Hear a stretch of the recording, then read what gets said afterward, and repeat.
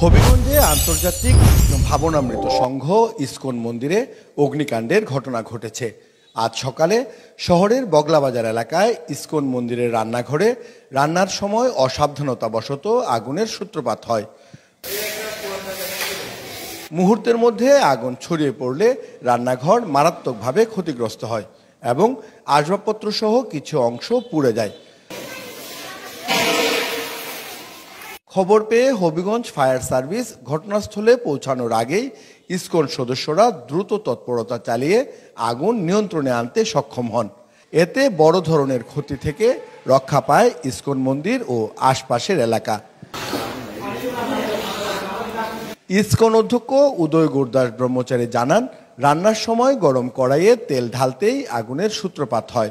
পরে ভুলবশত পানি ঢালায় আগুন আরও ছড়িয়ে পড়ে। তবে উপস্থিত সদস্যদের তাৎক্ষণিক চেষ্টায় আগুন দ্রুত নিয়ন্ত্রণে আসে। বড় ধরনের ক্ষয়ক্ষতি না ঘটায় স্বস্তি প্রকাশ করেছেন ইসকন সদস্যরা। আজকে আমাদের এখানে একটা দুর্ঘটনা হয়ে গেছে। আমাদের একটা অনুষ্ঠানও আজকে প্রায় 2-300 মানুষের একটা প্রোগ্রামে রান্না হচ্ছিল। আমাদের দুইটা রান্নাঘর, একটা ছোট রান্নাঘর, একটা বড় রান্নাঘর। বড় রান্নাঘরে রান্না হচ্ছিল লাকড়ির চুলাতে। তো রাঁধুনি রান্না করছিল, তো কড়াইয়ের মধ্যে তেল ছিল যেটাতে ভাজাভাজি করে আলু বিভিন্ন সবজি ভাজাভাজি করে ওগুলাতে। তো তারা এই কড়াইয়ের তেল অনেক গরম হয়ে গেছিল, যার কারণে তারা আগুন বুঝতে পারে নাই। হঠাৎ করে কড়াইয়ের মধ্যে আগুন লেগে যায়।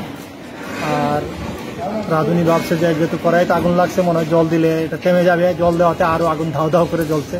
এইভাবে আগুন সারা ঘরে আগুন লেগে যায়।